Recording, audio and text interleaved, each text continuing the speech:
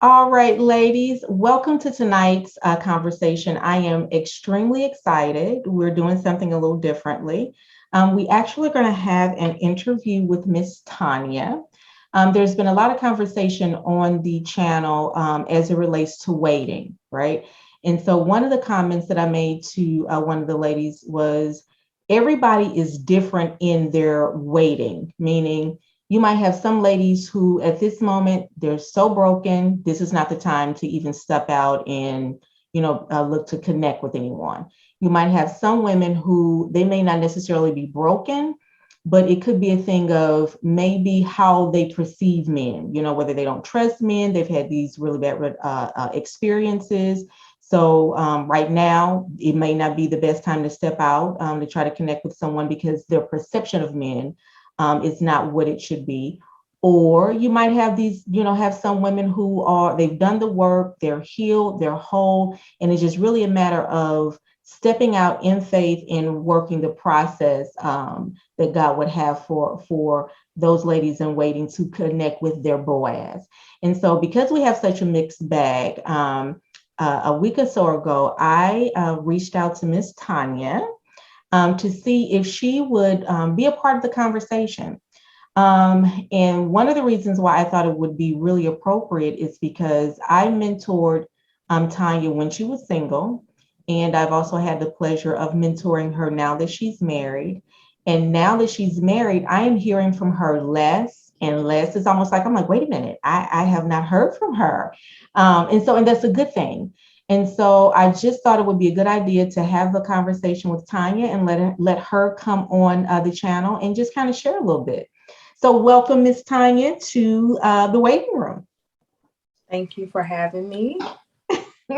So I have a few questions that I would like to ask, and please only answer to the degree that you're comfortable. But I felt like I just wanted to kind of pull out some questions that other ladies might be interested in hearing the responses so that it can kind of connect with them where they are in their waiting and in their journey as it relates to waiting on God for their Boaz and different things like that. Because one of the things that I always say, and I'm sure Tanya has heard this many a day, is one way or the other, you will wait, right? You will either wait to get the one that God would have for you to be the very the very best blessing of your life, or you will wait, get ahead of God, get ahead of the process, bless yourself, and then you have to wait for the relationship to change. And the only caveat to that is now you're in a marital relationship with somebody who has a free will, and it may never change, right? So one way or the other, you will wait. So Tanya, if you are ready, I'm going to just go ahead and start firing away these questions to you. And again, please only answer to the degree that you are comfortable, madam. Are you ready for this? No. Okay, so here's the first question. From the relationships that were modeled in front of you, what message did you receive as far as how you should be treated by men? Um, I would say for myself, it was just from things that I saw, relationships that I saw around me. It was as long as they are providing, as long as they are doing what they say the man is supposed to do, that you, as a woman, you close your mouth and let a man be a man, and that means that, we being honest, back then you had a lot of men that step out on their spouses, out gambling, doing a lot of things, and regardless if you liked it or not, as long as they provided, you close your mouth. Okay. And there was a lot that I saw modeled before me in relationships and marriages that I saw kind of growing up. Would you say that kind of impacted how you either chose the men that you decided to be in relationships with, or um, to the degree that you maybe tolerated some things that you would not have necessarily tolerated had you not had that model before you? I would say definitely, because it's not something that's taught. It's like one of those things you just observe. And so then when you see like, oh, this person, I heard maybe this person's spouse did X, Y, and Z or whatever, instead of on the outside looking in, it's like, and you still gonna stay or you gonna accept that or whatever questions go through your head at that moment. As I got older, I understood why. And they didn't have to say like, well, he provides. And so no matter what, this is how it is. You just you observe that behavior, you observe those conversations. And in that for me, I was drawn to those, I don't know, I feel like I was drawn to those types of relationships too, where I didn't know that's what it was, but in the end, like that's what it was. Now, when you say that you were drawn to those type of relationships, what's kind of unpack that a little bit? Like, what do you mean by that? Like, what characteristics of those type of relationships? But you know how they say like, which you used to say this to me all the time when you were mentoring me, the type of people that we end up with or relationships we end up in, it's we draw what's in us. So most of the people we deal with or we end up in a relationship with is some kind of like spirit that, Yeah. you know what I mean? Mm-hmm. And so I would say that the type of relationships I ended up in, 2 of them was abusive. I saw a lot of abuse growing up in the women's state. So I was in 2 abusive relationships. Aside from being in 2 abusive relationships, I maybe dated 2 guys who were cheaters. Mm-hmm. I saw a lot of that growing up with family, friends, or, and they would stay. So, and the things that I saw, I remember being like, well, I'm not going to accept that. So I was a person that was more quick to walk away because I didn't want to be the type of woman that stay under any circumstance because I felt like I always deserved better. Mm-hmm. So even if it looked like maybe I was like a relationship hopper, that don't mean everybody I dated I slept with, but I'm saying that for me, it was like a blessing and a curse because one thing doesn't make somebody a bad person, depending on what it is. And so there are relationships that didn't get far just because I didn't want to be like another woman I saw that stayed under all circumstances. So I was more quick to leave. So I had like the divorce mentality. Nope, you did one thing, I'm done. Nope, you kind of had a tone, I'm done. Oh no, you kind of hit that wall when you was upset. I might be next, I'm done, So those are the things that made me, seeing certain things run up, those are the things that made me say, nope, when I get in a relationship, I'm not accepting that. I'm not tolerating that. He won't be able to do this. He won't be able to do that. And it just That's good. That's good. So let me ask you. So I remember when I was single, before I was saved, single, and then when I came into the kingdom, single, right? And for whatever reason, I thought that once I got saved, like things would be different. But it didn't take me long to figure out that, yeah, my spirit was regenerated, but my thinking wasn't.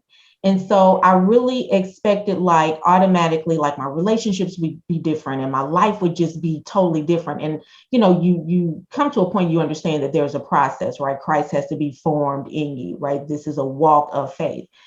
But I noticed that the same mentality and the same process of how I saw men before I got saved is the same way that I saw men after I got saved. My approach to attracting men, especially when I was a babe in Christ, was the same process of how I attracted men, when I wasn't saved. So I'm curious to know, and even though I know, but I want you to share with the audience, was it different for you? Did you bring that same mentality into the kingdom that you kind of had before you were saved in relation to some of the things that you just shared? I thought I didn't. I thought there were things like that I allowed God to deal with, allow him to chip away at, change, things like that. And so I'm like, okay, yeah, like I'm ready, coming into the kingdom of God, thinking my mind is fully renewed, didn't know that it would take time to process, like you said. And it wasn't until like I would get into a relationship and I guess we would say triggers.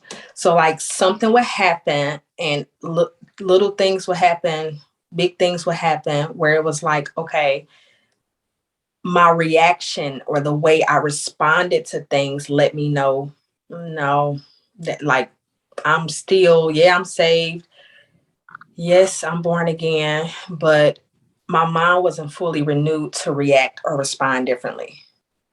And so so even being in the kingdom, I know now, looking back, it definitely takes time to have really have a renewed mind, because like I felt prepared, but a lot of times God knows there are certain things in us that it's like, no, you're really not ready, you know. And so then at one trigger, then it's like, oh no, he didn't. And so and so really, I would say that I kind of brought the same mentality after being saved, because again, it takes time. Now, when you say, and this is really good, and I thank you for your honesty. When you say like the triggers, would you say that those things kind of pointed back to kind of what you alluded to originally? Like, no, you're not, your tone was bad, or you're not going to do that to me. I saw that before. I'm not going to stay under the, did it kind of like touch into those areas? Yes.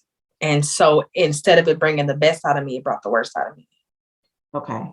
And Good. so it was not like something you plan to do, like, okay, yeah, he did this, so then I'm gonna do this. It's like such a quick reaction or a quick response that sometimes I'm like, oh my goodness, I can't believe I reacted like that or responded like that. But the only good thing about it is it let me know what was there, which let me know what I needed God to work with.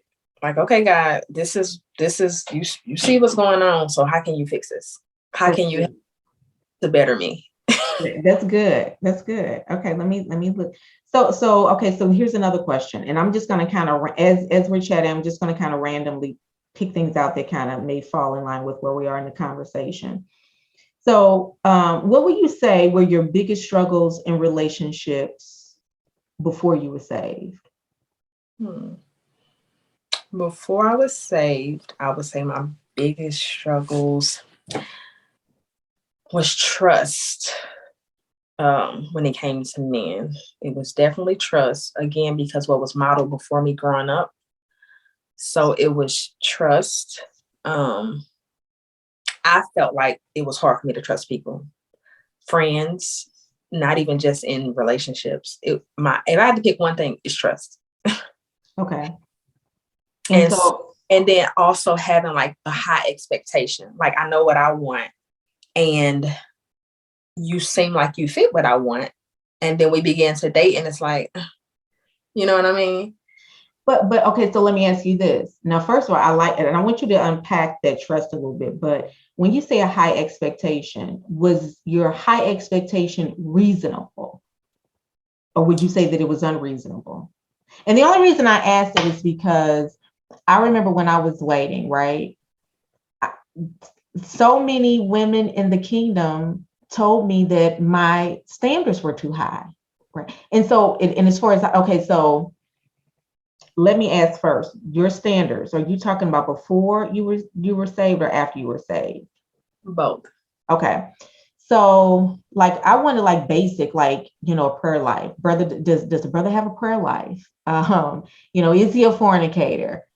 Is he a man of good moral character? Is he a believer? Right? Because I always say all Christians are not created equal. You have men and women who are in the church, but they don't believe the Bible. Right. Their life is not reflective of what the word says. Right. So it was like, to me, I had like basic, just basic standards. And I would have women in the church, men in the church, people in the church tell me that those standards were too high. So that's why I'm asking. So when you say that maybe the standards were too high, were they really too high in a sense of, like, I have, talked to many women, and sometimes I think expectations are realistic. I'm sorry, unrealistic. And what I mean by that is they expect something out of the person that they desire to yoke up with, that's not in them. And I'll never forget when God said to me, become what you want. So I wanted somebody, who was debt free, but I had 7 credit cards maxed out. It's like I wanted, this person that I just that was like an idea, but it was a little unrealistic because the things what I wanted in my future husband, I was not like none of them, like or should I say very little of the things that I had on my list. So I'm just curious for Honestly, you. after I got saved, I remember you start kind of grooming me in that area, because I remember talking to you about like, well, this is, if I got married, this is what I would want in a spouse, and this is what I would want this person to do, and this is kind of what I like and what I would want them to look like. And I remember you saying, okay, are you any of those things? And I'm like, does it even matter? This is what I want. And then when I really thought about it, it was like, you know what, you're right. And you was like, become whatever you're looking for, become that. Because then you're going to come to the table and you want this, and you're not even half of it. And so I'm like, okay. And that's kind of stuck with me, where after I got saved, it was like, okay. So then I think I became way more proactive then in trying to like crush certain goals, and making sure I have like, okay, this is a vision of what I want, and they helped me out more, where now I have to tell myself to sit still. I'm always on to the next thing and the next thing, because it's like, okay, I know what I want. And you know what? And I really think that when God really ministered that to me, and I mean, just kind of looking back and just processing other women that I've walked with, like mentored in their singleness, it's like, and let me just speak for myself. Like I remember one of the things that I brought from the world into the kingdom was this thing of competition, right? It's this thing of who has the best body. I gotta wear the smallest thing, the tightest thing. I gotta look this way. I gotta do. And it's almost like we bring this superficial, sorry, let me talk about me. I brought this superficial thing that so disappointed me and kept me discouraged when I wasn't saved, because with that thing of competition, I was like, I think I weighed like less than 100 pounds. I was shaped like a hot dog. I didn't have like no curves. Like, so it was almost like the things that I felt like men wanted, I couldn't even compete. Mm-hmm. You know what I mean? So it was like, so what did I get good at? Sexual acts. I got you. So when I came into the kingdom, even though I wanted something different, I didn't know how to get that different because I still felt that like I had to attract a man A certain way. a certain way. There's nothing wrong with being attractive. I think that we should always look our best, right? But it's almost like I'm not even talking about that. I'm just talking about that thing of this is how I'm gonna catch him. You know what I mean? So just really thinking about what you were saying as far as like, when you become what you want, it sets you to, in my opinion, when God really dealt with me, and as I watched you, walk in that thing, that really kind of sets you apart a little bit, right? That kind of gives you a little more substance, because when you really develop and become what you want, you're bringing more to the table than your makeup bag. You're bringing more to the table than your cleavage and your sex skills and different things like that. And so it almost kind of, in my opinion, gives you the edge over somebody else, because it's not, you're not leading with your sexuality. And I was going to say that, like, there was something else, like during the process and the time when you were mentoring me. I remember you telling me, well, you keep in mind that however you get them, that's what you have to do to keep them. And I'm like, and it's then like some things was hit and miss. I hear you, when I got it, you. And then it was just those other things where it was like, when I would come into a season or a time where it was like, oh my goodness, I could hear you in my mind where it's like, this is what she meant. You know what I mean? Yeah. And so once we kind of had that talk, and you telling me, well, what you do to get a man is what you got to do to keep him, I already knew, well, then sex gonna have to be off the table. Because it's like now I don't want to say as you get older, everybody's different. I just would say like, that's not my number one thing. Mm-hmm. Because again, like anything happen. I thought about, I mean, you can get anything, you can get deformed. Are you still gonna love me like this? If I'm missing a leg, arm, face, deformed thing, or if something happened where we just can't have sex. Am I worth more to you, or do you really love me for me, or do you love me for what I was doing with you or could give you? And so the more I focused on not just myself, but really God, and then allow people like you to like really speak to me and like sow into my life, you don't realize the things you're doing are bringing down your value. And I say your value, I mean like you don't realize that these natural, you don't realize that the natural things that you picked up growing up, looking at other people, created who you are. Whereas like now, okay, now I get saved. Now God got to work some stuff out of me to make me who he really called me to be, you know? Yeah. So then once that happens, then it's like, you look back and like, I was accepting this stuff and I'm better than that. How you telling me I'm better than that? But I was allowing this to go, you know? And so I look back at relationships I've been in or people I dealt with, and it's like, really? So then you want to go back and be like, take my save part back so I can, not doing that to me, sir. I don't know. So, but I mean, you live and you learn. And so it was a process. But even now, like that's something that I teach my girls that, you know, well, we have these talks sometimes. They're not too big, but little things. But how you get a man is how you're gonna have to keep him. And so my marriage is not based off sex. So let me say it like that. I do believe that my husband, my husband loved me for me apart from sex, and I love my husband for him apart from sex. And the sex is just a plus. That is so good. I'm trying not to shout. You know, I can get a little loud, ladies. I am trying to contain myself. And so, okay, so that's a really good segue as you talk about, you know, being married. So, and again, ladies, for those of you who might be joining, this is Miss Tanya, somebody that I've mentored for years, not 4 years, but for years. Walked with her while she was single. She's now married.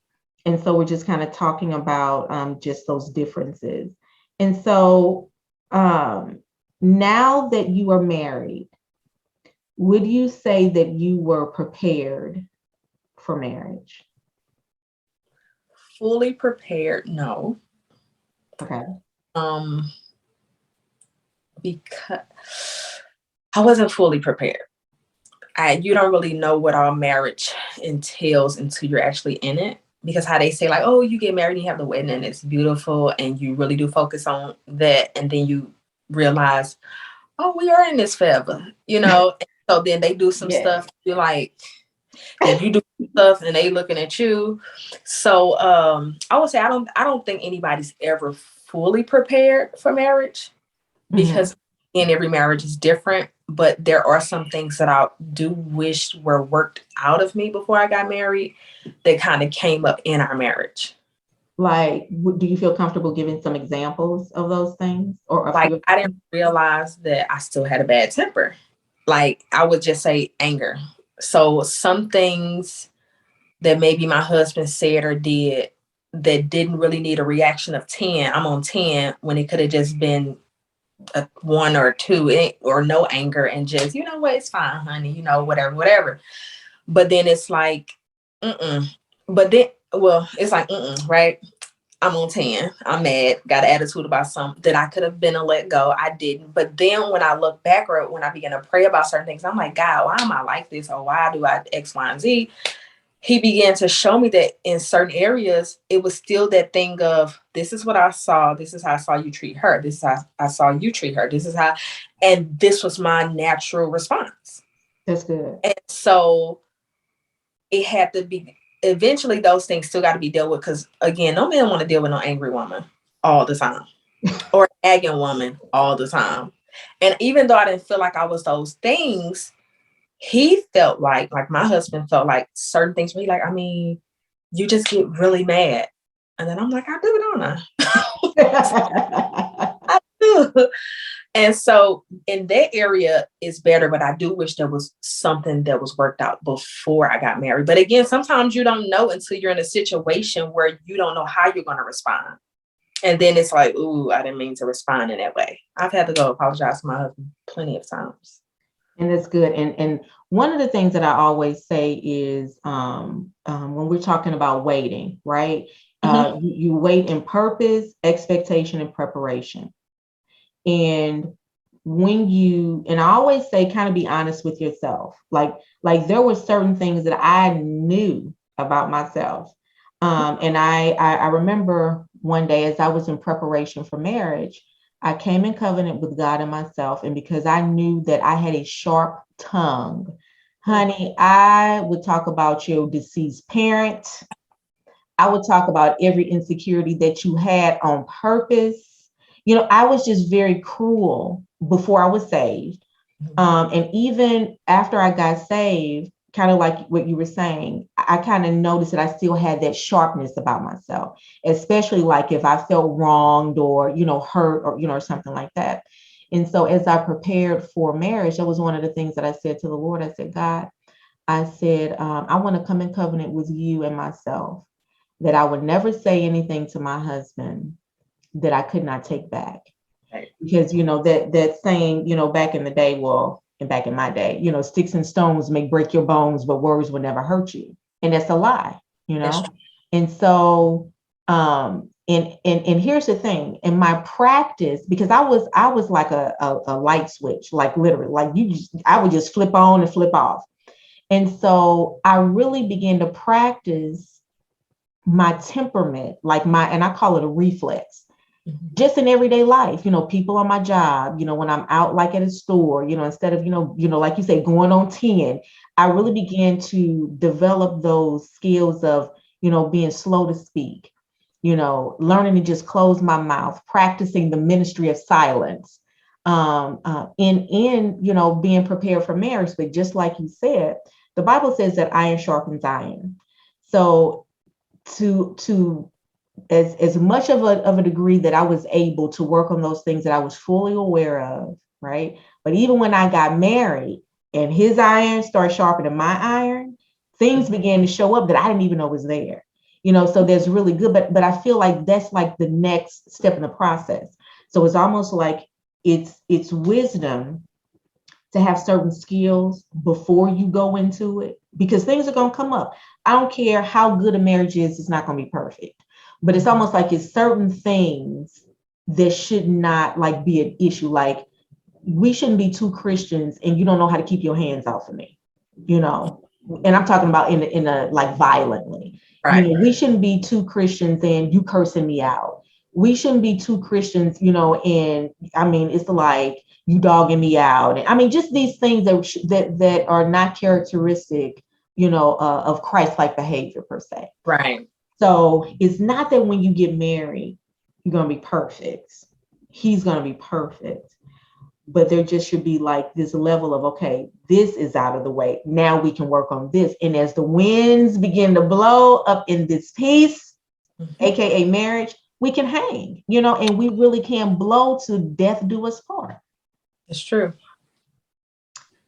Okay, this is some really good conversation. Are you up for a few more questions?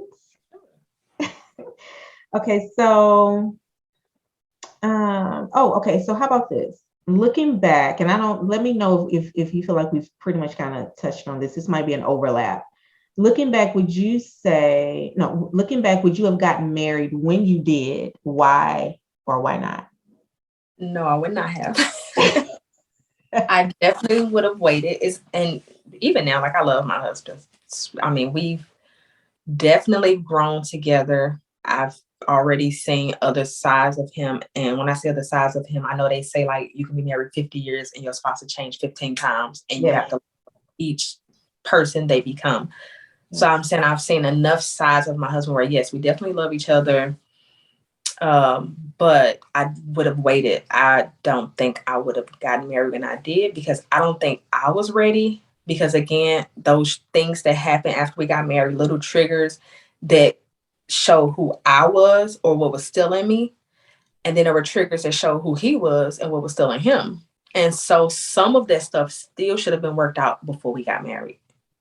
It wasn't until after we got married that things seemed good, but again, things will come up. Then it's like, really? Really? So I definitely would have waited. I would have waited. And you know what? And this is really good because it goes back to like when I would say one way or the other, you will wait, right? And I remember, and I think this is safe to say, there was a time where you weren't teachable. And so, but it's like once you came to that point where you were teachable, because the one thing about you love God. Mhm. And it's like you so wanted to please God. But even in that, it was like those past issues, that you talked about that were kind of like your triggers. And sometimes those were a little bigger than, God, I want to please you, but I got to deal with this. And I got to deal with this my way, Yeah. And so I don't mean to cut you off, because it was like, for me, it was always the principle. Like, God, I love y'all church, I want to please you, but this just happened. I need to fix it off principle. yes. And see, and here's the thing. And it's like your husband. So I say that to say, what if you just decided, well, this is just what it is, and I'm not going to change, and I'm just going to stick with principle. He would have had to wait for that to change if it ever changed. Or if it And never whatever and whatever you were dealing with him, he's a free will being. Mm-hmm. It may never change. And that's one of the things too. And I remember when you guys met and we were just kind of processing, and I'm like, okay, Mm-hmm. everything that you know about him now, if it never changes, will you be okay? Are we talking about right now, or are you talking about when you asked me this years ago? Years ago. I'm saying, oh, that's right, because I did ask you that again. Okay, so let's start with years ago. Like when you first, say, hey, I met this guy, blah, blah, blah. And so, I have these series of questions, and I said, okay, everything, you guys kind of start spending time together, right? Starting to get to know each other. I think you guys went through counseling, right? And so when I said, oh, okay, now this is going to be death until you part. Everything that you know now about him, if Mm-hmm. nothing changes, will you be okay? And you said what? What did I say then or now? What did you say then? I said, yeah. And so, and the reason why, and I'm telling you, I so appreciate your honesty, because this is real talk, right? Mm-hmm. We are real women, honey. Many of us have had our way. We've made our choices. Some of us some women have entered into relationships through marriage. Now they're divorced. Some have entered into relationships through marriage. Now they're, and some marriages are great. They're good. Anything that's good can be better, right? Because there are no perfect marriages. But some women are now waiting, for things to kind of, work themselves out with a person who's a free will being. She herself is a free will being, right? And then you have some women who are still waiting on their Boaz. And so I really appreciate your honesty, because these are the realities, right? Because I remember even for me, and we're going to come back, so remind me, because honey, sometimes I back myself up in the corner and I forget what I'm talking about. So please remind me. Sometimes, like I remember for me, I was so in love with the idea of being married. Like in my mind, I had this perfect marriage. Like I was going to iron his clothes, every day. I was going to have these home cooked meals, and, we would never argue. And I mean, we would just all, always be on the same page. And because he's going to be a Christian, and honey. Just listening to that mentally, that already tired me out. That's where I was. And it was like, it did not take, and here's the thing, and when I first got married, and even though we both, it was like my husband had more of a challenge dealing with me than I would say me dealing with him. You know what I mean? So, and I just appreciate your honesty with that. So going back to that. So you said, yes, everything I know, and you don't have to give us any details. Mm-hmm. Yes, I will be okay. were you able to stick with that decision of yes, or did that yes change over a process of time? The question of would If I with what you know about, this is before you guys get married, with what you know about him now, if nothing changed, will you be okay? And can you go to death do you part? okay, so I'm going to go to death do us part. Yes. I am going to do that, but I will say that this during our process of our marriage, I would say that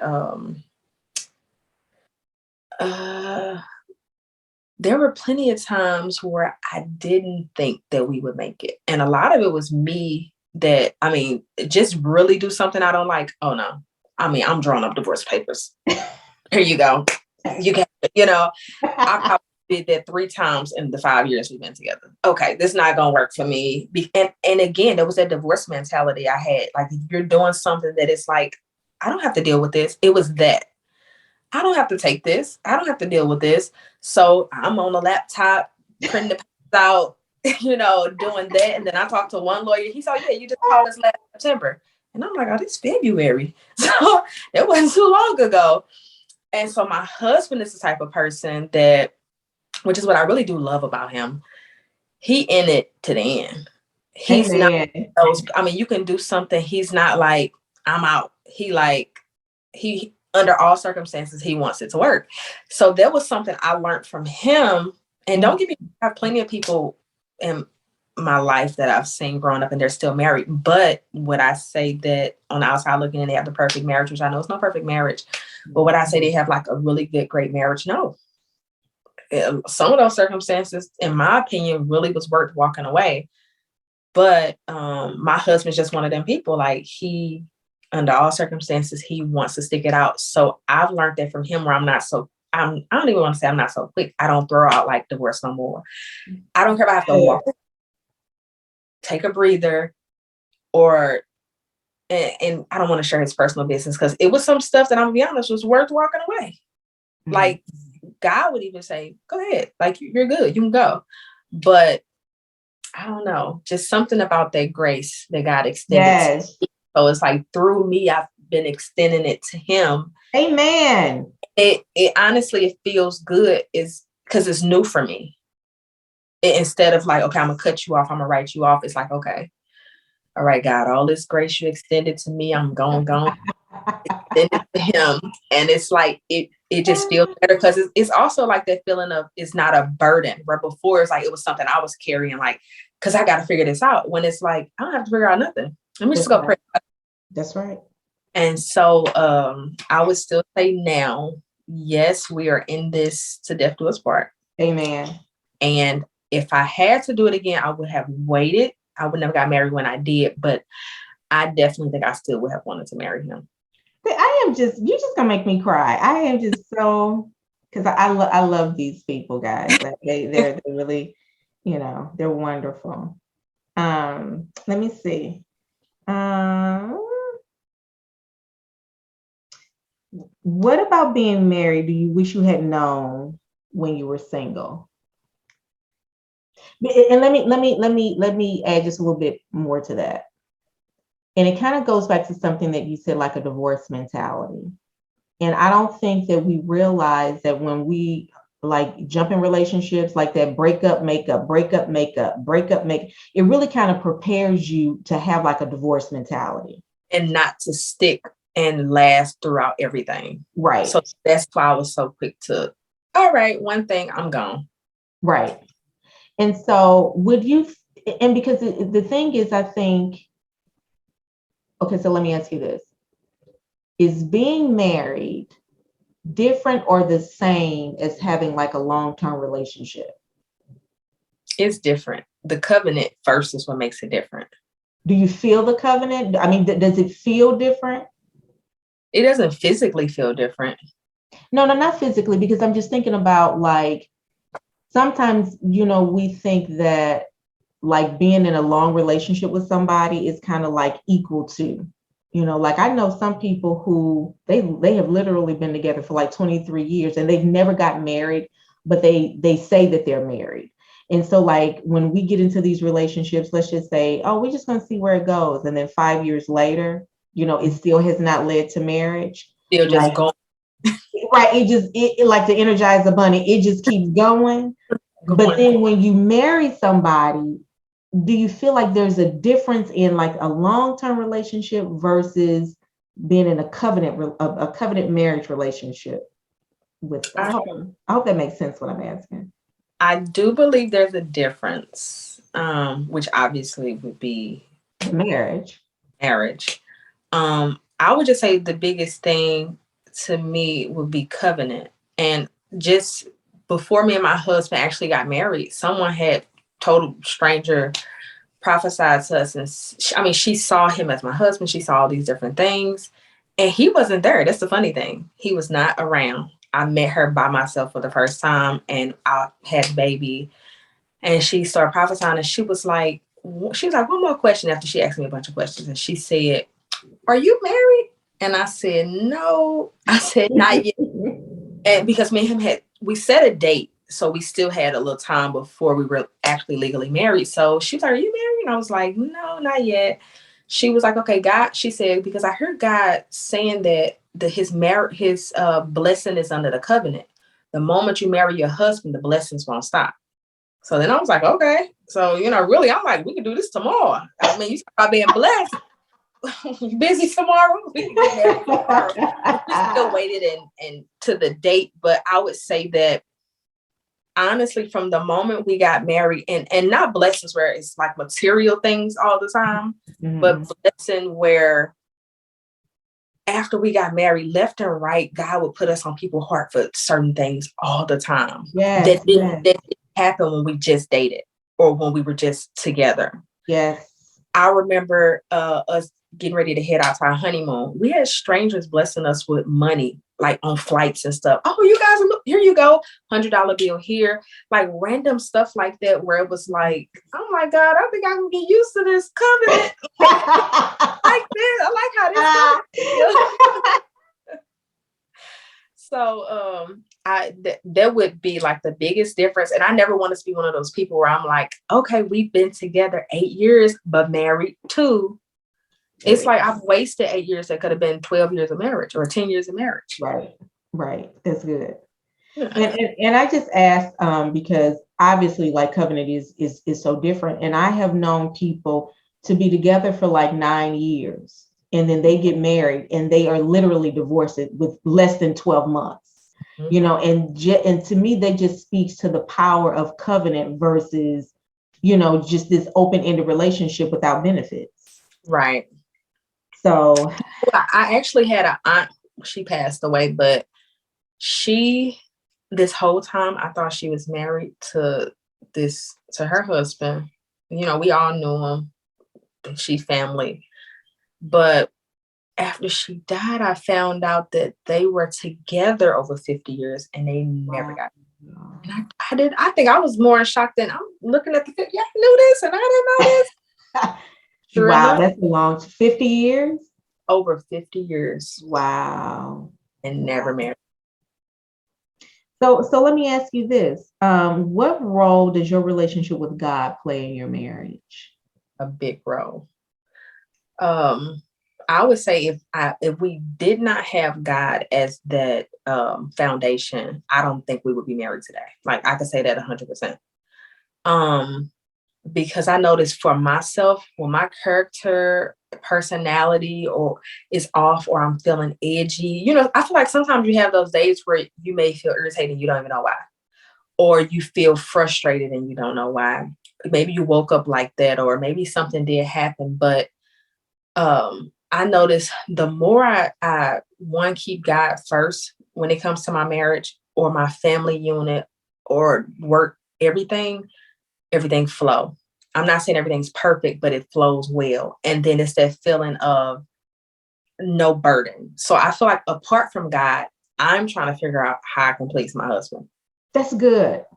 But with God, it's almost like the more I stay before God, it just flow naturally. It's not me trying to figure it out, but I find him more saying, "Baby, I just love you because this and that." And I may have thought like nothing of it, but there was something he noticed and appreciated. I'm like, okay, God, yeah, okay. We're putting some stuff in the love bank over here, Yeah. So I would say God is the number one key thing in our marriage. Apart from God, I'm telling you, we would not be married. And when you say keeping God first, what does that really mean? Just because, women hear, or we hear things like that, but can you kind of like define for you, like, what does that mean to keep God first in your marriage? So I had to tell my husband this. My husband does pray. He reads his Bible. We go to church together as family, things like that. But his relationship with God is his relationship. Mine is mine. And he know, like, before we do certain things or go somewhere or whatever, I might say, like, okay, if you can give me an hour. He already know an hour mean like I need to go read, pray, get before God, because that desire is there. This is something I need to do for me. And he asked me, like, well, I mean, I see you doing this and this. And it was a few years back in our marriage. And I remember I told him, I said, well, let me ask you a question. I said, if I was gone from you for a whole week, and then I came home and I said, hey, baby, I need $500. I said, what would you tell me? He said, I'll tell you to go get it from wherever you was at. I said, and I said, that's how God feel. I said, God is that real that I don't want to go a day without talking to him, praying or reading, because that's my desire. I said, that's how real he is to me. I said, just as real as you are. I said, so I'm not going to not talk to God about, okay, God, talk to you about my marriage or my family or whatever. But then, hey, God, I need to get this job. So, amen. I said, I don't want that quick stuff. Right. If the relationship is real and you saying you are who you saying you are to me, which is my father and everything, me stand before God keeps my marriage afloat. My husband, I'll go in a room. I have pictures in my phone where I would just like snap a picture of him because I see him in there like on his knees praying. He'd be in there worshiping, or the way he said worshiping. He'd be worshiping. And to me, that's what's attractive. Like, some people might like, oh, I like purses and I like shoes and I like when we go to the club together. And this, watching my husband talking to the man who know everything, was here when the earth started, when he did the foundation, and then he gonna be here when everybody's dead and gone. That is what keeps me attracted to him. This is some good stuff. That's like the number one thing. And before, I thought my husband was like my number one. Like, he my number one, he my number one. Then I found out, he not my number one. He's my number two. Amen. Amen. God is number one. And me and him had this conversation too. God is both of our number one. I'm his number two. He's my number two. And it flows from there. And would you say that your husband benefits from your relationship with God and you benefit from his relationship with God, just in how you guys kind of settle disputes, interact with each other, like that? I would say we do. I would say we definitely do, because there are times when, again, we can go with the reactions that maybe I would react in a certain way after being saved, after being married, and those things came out. But the more God had begun to transform and change my mind and my actions and things like that, I know how to stop and pause, and I do way more praying now because I want to treat him the way God wants me to treat him. Because if God marriage, right? People didn't create marriage. They didn't say, okay, hey, let's get married. Most people probably would never want to be married. But because God created marriage, I definitely try to go to God first, especially if it's like something big me and him may have to deal with, or it could be something big, something small, or certain decisions I got to make. But I always try to go to God first, not second or third or last. But I try to go to him first because I always want to make sure I'm treating him the way God would.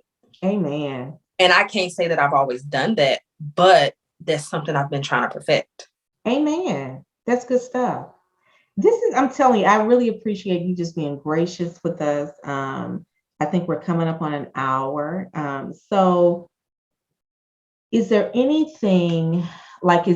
advice that you would want to give the ladies who are still waiting to be married, and any encouragement as they're waiting?